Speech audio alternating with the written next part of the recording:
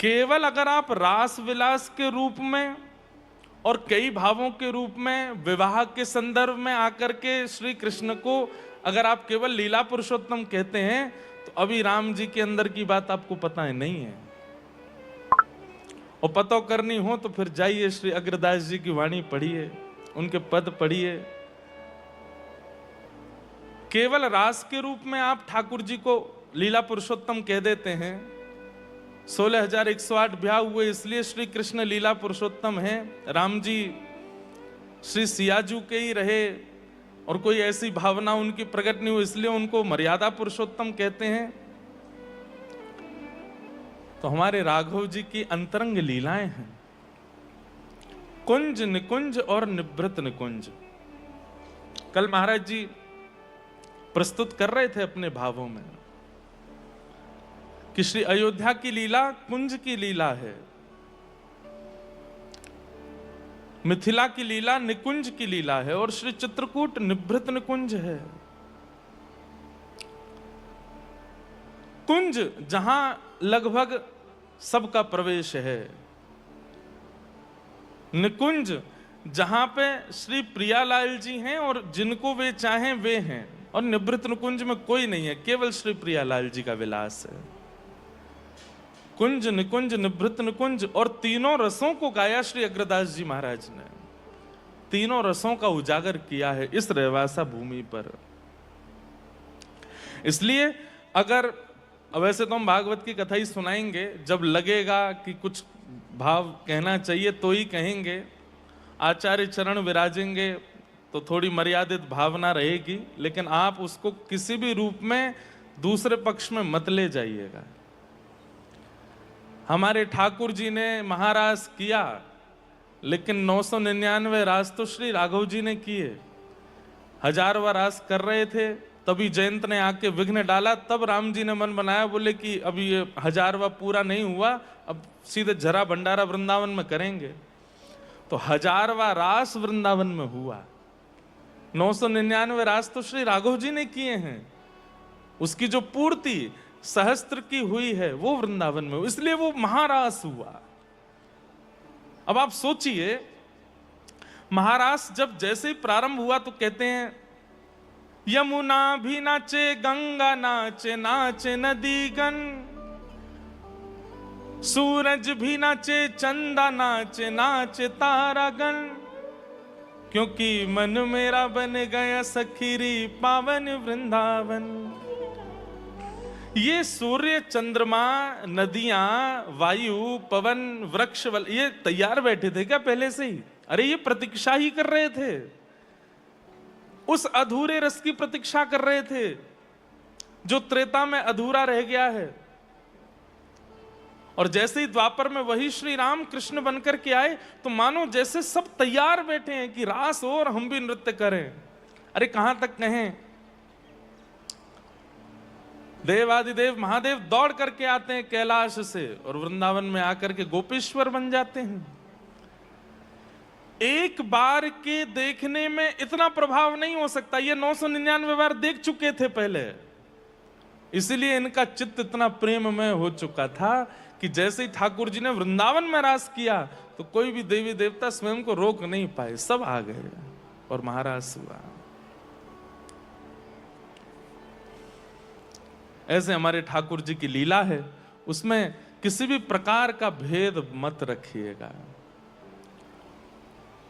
वास्तव में तो आनंद तब आवे कि जब राघव जी की लीला सुनते सुनते लगने लगे कि नहीं तो ठाकुर जी की लीला है, वृंदावन चंद की लीला है, और श्री वृंदावन चंद की लीला सुनते सुनते लगन लगे कि ये तो राघव जी की लीला है। तब समझो कि अब पूर्ण वैष्णव भय हम, अब गुरु कृपा भई हम पे, ये भेद न रहे। भगवान के अवतारों के विषय में बताते हैं कितने अवतार, कैसे कैसे अवतार ठाकुर जी के हुए। वैसे वास्तव में तो अवतारा ये संख्या, ठाकुर जी के अवतारों की कोई संख्या नहीं है। एक बात आपको हम बहुत स्पष्ट रूप से कह दें कि ठाकुर जी की लीला में संख्या शब्द है ही नहीं, असंख्य है। करुणा भी असंख्य है, प्रेम भी असंख्य है, उदारता भी असंख्य है, ज्ञान भी असंख्य है, ठाकुर जी के संपूर्ण भाव में असंख्य है, संख्या नहीं है। ऐसे ही अवतार भी ठाकुर जी के असंख्य हैं। जब स्वामी श्री हरदास जी ने गाया तो उनके हृदय के ठाकुर जी बिहारी जी बन के आ गए। जब श्री हितरवंश महाप्रभु ने पुकारा तो उनके लिए श्री राधा वल्लभ लाल जी पधारे। हमारे श्री मलुक दास जी ने पुकारा तो श्री मलुक बिहारिणी बिहारी जी पधारे। श्री अग्रदास जी ने पुकारा तो श्री जानकीनाथ जी स्वयं कृष्णदास बिहारी जी से इनके पास आ गए। ये सब ठाकुर जी अपने भक्त के हृदय की स्थिति देख करके उसके लिए अवतार धारण करते ही हैं। जैसी भावना चित्त में आप रखते हैं वैसे ठाकुर जी आपके लिए आ जाएंगे और वैसी भाव से ही आ जाएंगे। इसलिए अवतार कोई संख्या में नहीं बंधे हैं, असंख्य हैं ठाकुर जी के अवतार। अभी भी हो रहे होंगे, अभी भी चल रहे होंगे कहीं ना कहीं ठाकुर जी के दिव्य अवतार। भगवान के अवतारों के विषय में बताते हुए श्रीमद् भागवत की रचना का भाव प्रस्तुत किया। वेद व्यास जी महाराज ने भागवत की रचना की। क्यों? जब इतना कुछ लिख चुके थे तो श्रीमद् भागवत की रचना और अधिक करने की क्या आवश्यकता थी? पहले ही मानव कल्याण के लिए इतना सब कुछ लिख ही चुके हैं श्री व्यास जी महाराज, तो फिर भागवत की रचना का कारण क्या बना? सर, आपका बच्चा इंग्लिश में बात कर पाता है? केवल इंग्लिश मीडियम स्कूल में पढ़ने से और इंग्लिश में अच्छा स्कोर करने से इंग्लिश नहीं आती। My son was good at English. Maharaj, तो फिर भागवत की रचना का कारण क्या बना? असंतोष, चित्त में असंतुष्टि है। व्यास जी अपनी लेखनी से, अपने कृत्य से, अपनी रचनाओं से थोड़े से मन में ये भाव रखते हैं कि अभी लगता है कि कुछ रह गया, कुछ छूट गया, कुछ कमी रह गई है। निर्माता जानता है कि मैंने वस्तु कैसी बनाई है, भले ही आप लोग उसकी कितनी भी प्रशंसा करो, तुमने बहुत अच्छा बनाया, तुमने बहुत ही अच्छा किया, लेकिन प्रस्तुत करने वाला जानता है कि अभी मैंने परिपूर्ण दिया नहीं है। ये मेरी प्रसन्नता के लिए कह जरूर रहे हैं, पर अभी ऐसा बना नहीं है जैसा मैं चाहता था। कोई भोजन बनाना जानता हो, अच्छी अच्छी सब्जी बनावे, मिष्ठान बनावे और किसी को पवावे, भाई पाना कैसा है, और पाने वाला बेचारा बुराई तो करेगा नहीं, बोलता बहुत अच्छा है। लेकिन वास्तविकता यह है कि बनाने वाले को पता ही होता है कि अभी इसमें कुछ छूटा है। व्यास जी को भी पता है कि जो रचना मेरे से हुई हैं उनमें कुछ तो रह गया है, इसीलिए मेरे चित्त को संतुष्टि का अनुभव नहीं हो रहा है। तभी वहां नारद जी का आगमन हुआ और श्री नारद जी महाराज ने आकर के व्यास जी से कहा, व्यास जी क्या बात है, इतने दुखी क्यों हैं? व्यास जी ने कहा, देखिए इतनी सब रचनाएं की पर मेरे चित्त को शांति नहीं है। तब नारद जी कहते हैं, हम बताएं क्या छूट रहा है? बोले बताइए। कि भवतानुदित प्रायम यशो भगवतो मलम ये नैवासौ न तुष्येत मन्ये तद्दर्शनम खिलम् न यद्वचश्चित्रपदं हरेर्यशो जगत्पवित्रं प्रगणितकर्हिचित् तद्वायुषं तीर्थमुशन्ति मानसा न यत्र हंसा निर्मत्यु शिक्षया। ध्यान पूर्वक सुनिए सब, बहुत अच्छी बात है। कई लोगों को अपनी क्रियाओं में संतुष्टि का अनुभव होता ही नहीं है, चाहे वो धन कमाने की स्थिति हो, चाहे वो ऐश्वर्य कमाने की स्थिति हो, और कई बार तो भजन की भी स्थिति में एक असंतुष्टि सी बनी रहती है। बंधुओं देखिए, असंतोष शब्द को केवल एक जगह प्रस्तुत करना चाहिए, कहां? प्रेम में। आप अपने प्रेम को प्रस्तुत करने में, प्रेम में सदैव असंतुष्ट रहिए, नहीं अभी कम है, अभी और करना है, अभी और प्रस्तुत करना है। बाकी सब स्थानों में संतुष्ट होना पड़ेगा।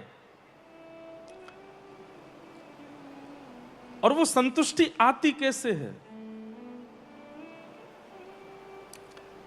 नारद जी महाराज कह रहे हैं कि आपने इतने ग्रंथों की रचना की, पर सब जगह चतुर्विध पुरुषार्थ को ही प्रधानता दी है।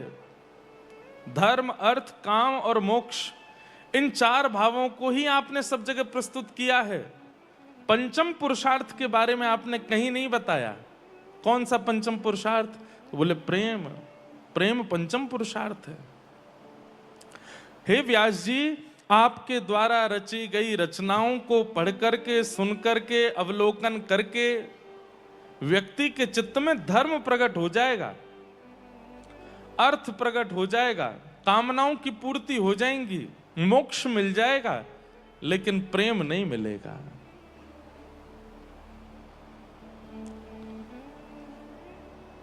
ध्यान से सुनिएगा। धर्म, अर्थ, काम और मोक्ष, इन चारों के पीछे ही पूरी दुनिया चलती है। कोई धर्म के पीछे, कि धर्म क्या कहता है, अधर्म क्या है, धर्म क्या है, उनका काम ही केवल विभाजन करना है। कई लोग केवल अर्थ के लिए जीते हैं। उनके लिए जीवन होना, संसार में आना केवल अर्थ प्राप्ति, धन और कुछ नहीं। जिसने धन नहीं कमाया उसने कुछ नहीं किया। अर्थ, देखिए ये सब चारों जरूरी हैं। मैं प्रवचन कर रहा हूं, मेरे जीवन में भी ये चारों हैं। आप श्रवण कर रहे हैं, आपके जीवन में भी चारों हैं। पर किसी के जीवन में ये चार में से कोई एक पूर्ण रूप से होता है, वो इसी के लिए जीता है। धर्म प्रथम, दूसरा अर्थ, तीसरा कामनाओं की पूर्ति।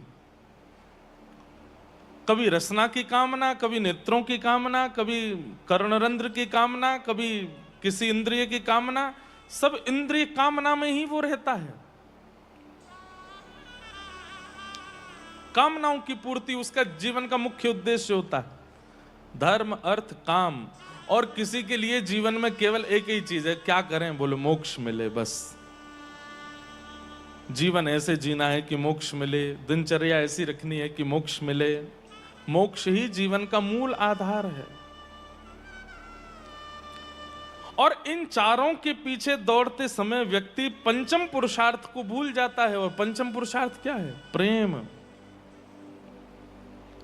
अगर व्यक्ति प्रेमी होगा ना, तो धर्म, अर्थ, काम और मोक्ष, ये चारों उसके गूढ़ हो जाएंगे। प्रेम प्रधान हो जाएगा, प्रेम मुख्य हो जाएगा।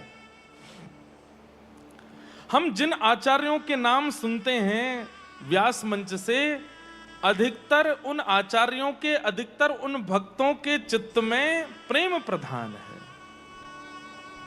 धर्म, अर्थ, काम और मोक्ष ये कहीं ना कहीं प्रेम के आते ही गौड़ हो जाते हैं। जैसे कितनी भी बढ़िया साग सब्जी बनी हो, रोटी बनी हो, लेकिन मिष्ठान, खीर आते ही सबको गौड़ हो जाते हैं। बाकी सब का रस एक तरफ, मिष्ठान का रस प्रधान हो जाता है। लोग उसको धीमे धीमे लेते हैं, अंत तक लेते हैं कि सब पूर्ण हो जाए, उसके बाद भी थोड़ा बचा लेते हैं, फिर अब पाएंगे तो मीठा स्वाद रहे मुखमंडल का।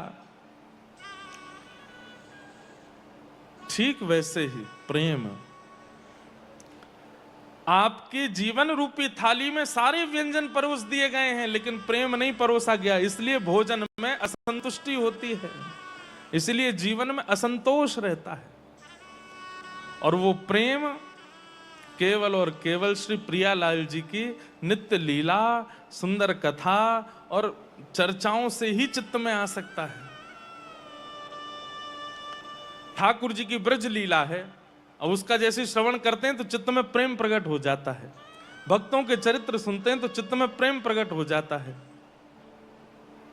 लाल जी की मधुर रस की केली सुनते हैं तेरो मुखनी को की मेरो श्यामा प्यारी, तेरो मुखनी को की मेरो श्यामा प्यारी। संसार के जो गीत हैं,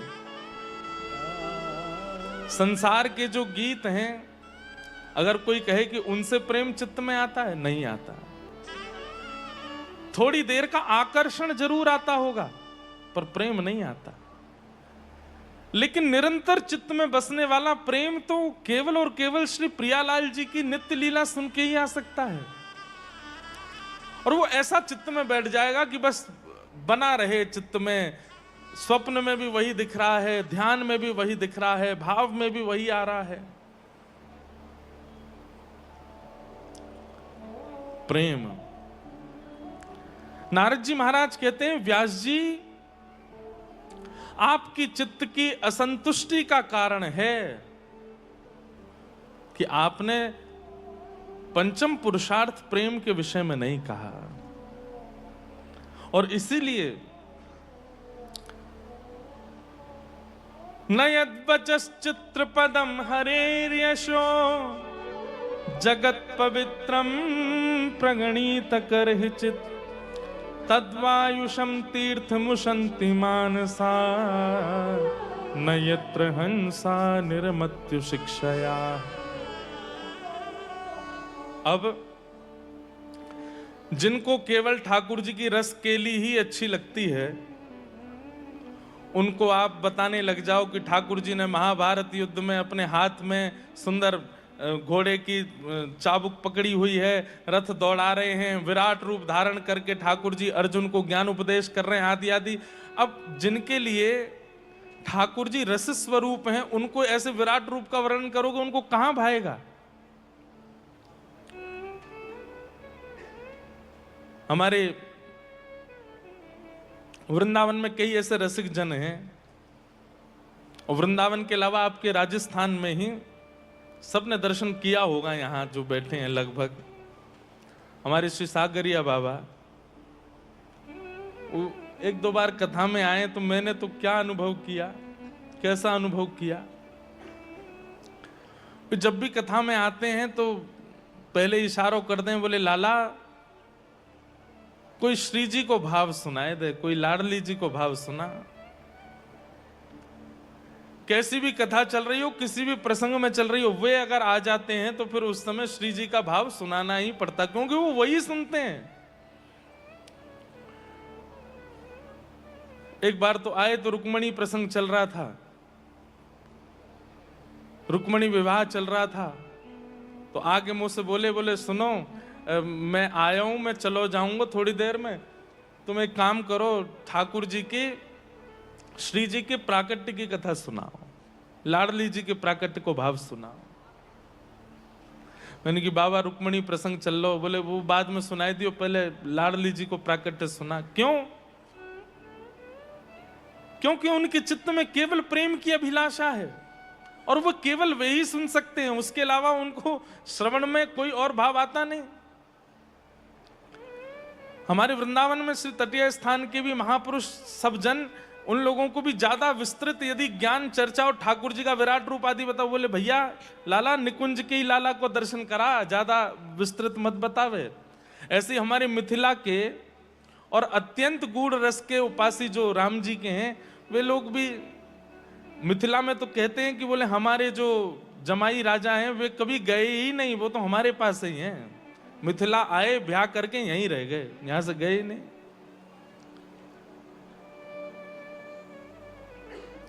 कोई आ रहे हैं शायद, इसलिए सब चल रहा, आप लोग यहीं देखते रहो।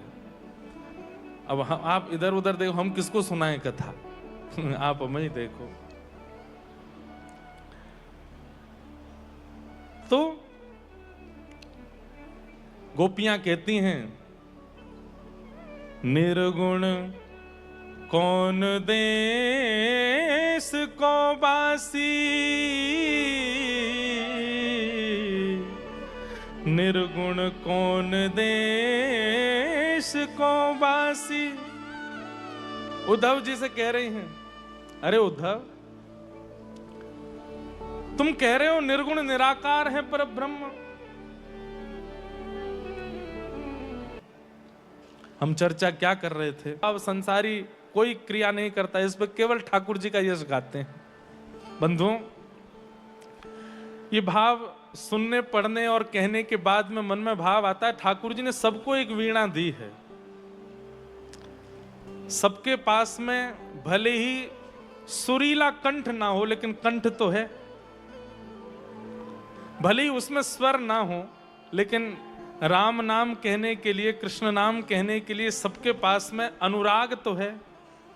राग भले ही ना हो। जैसे श्री नारद जी महाराज कहते हैं कि ये देवदत्ता वीणा है और जिन्होंने दी है मैं उन्हीं का यश इस पर गाता हूं, तो ऐसे ही कंठ भी ठाकुर जी ने दिया है। हमारे ब्रज में कहें, आंख फूट जाए जो को और को निहारे, वाणी नाश जाए राधा रमन ना पुकारे। वो आंख फूट जाए जो कोई और को देख रही हैं, और वो वाणी वा को नाश है जाए जो ठाकुर जी को नाम नहीं गा रहे।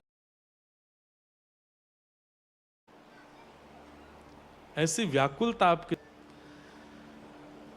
चर्चा कर रहे हैं कि श्री नारद जी महाराज व्यास जी को समझा रहे हैं कि हे व्यास जी, कि नयद्वचश्चित्र पदम हरेर्यशो जगत पवित्रम प्रगणित करहिचित् तद्वायुषं तीर्थमुशन्ति मानसा न यत्र हंसा निरमन्तु शिक्षया। बहुत ध्यान से समझने वाली बात है।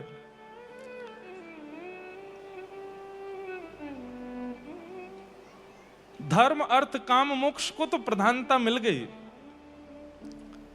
पर भैया जिनका काम केवल श्री प्रियालाल जी के प्रेम विलास को देखना, सुनना, अनुभव करना ही है, उनको आप कहां ले जाएंगे? उनको आप क्या श्रवण कराएंगे? अब हमारी ब्रज की गोपांगनाएं कहती हैं, निर्गुण कौन देश को बासी, निर्गुण कौन देश को बासी। उद्धव जी गए थे समझाने के लिए। उद्धव जी ने जाकर के ठाकुर जी के सब रूपों का वर्णन किया गोपियों के आगे, लेकिन गोपियां कह रही हैं कि उद्धव ये कौन से देश में रहते हैं निर्गुण? अगर ये निर्गुण जिनका तुम वर्णन कर रहे हो ये निर्गुण है, तो फिर यशोदा मैया कौन है? ये मैया नहीं है? नंद बाबा उनके पिताजी नहीं है? क्या उनके हाथ पैर नहीं है तो वो खाते कैसे हैं? और जब हाथ पैर नहीं है, खाते नहीं है, तो फिर यहां कैसे खा के गए? मधुकर हस समझाए सोह दे भूजती, साच न हसी, निर्गुण कौन देश को बासी। को है जनक जननी को कहियत, कौन नारी कौन दासी। कैसो वरण भेष है कैसो, के ही रस के अभिलाषी, निर्गुण कौन देश को बासी।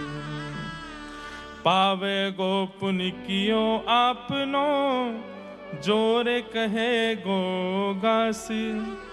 सुनत कौन हुए रयो ठगो सो, सूर सबे मत नासी। निर्गुण कौन देश को बासी। आज भी हमारे वृंदावन में ऐसे हैं जिनको आप ठाकुर जी के ज्यादा ऐश्वर्य लीलाएं सुना दें तो वे बस सुनने लग जाते हैं और थोड़े नेत्र से बंद कर लेते हैं। उनसे कहो महाराज जी आपने सुनी चर्चा? बोले सुन तो लई, लेकिन भैया जिनकी तुम इतनी ऐश्वर्य की बातें कर रहे हो उनके लिए हमारे वृंदावन में क्या भाव कहते हैं? वाह। हमारे माई श्यामा जू को राज। जाके अधीन सदा ही सांवरो, या ब्रज को सिर ताज। हमारे माई श्यामा जू को राज।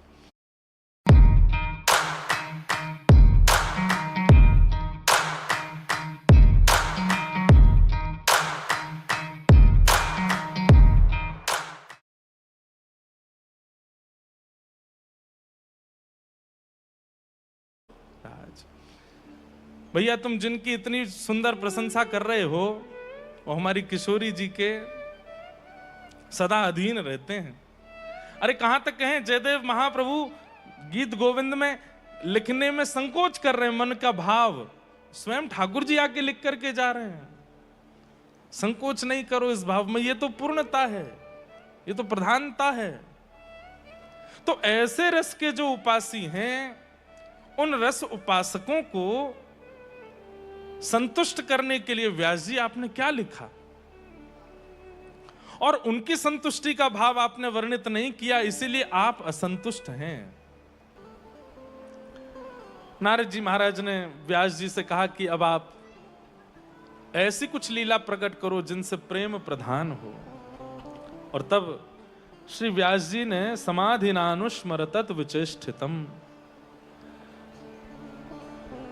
नारद जी ने अपने पूर्व जन्म की कथा बताई, कैसे वे पूर्व जन्म में एक दासी पुत्र हैं और किस प्रकार संतों की सेवा में उनको अति रुचि होने लगी।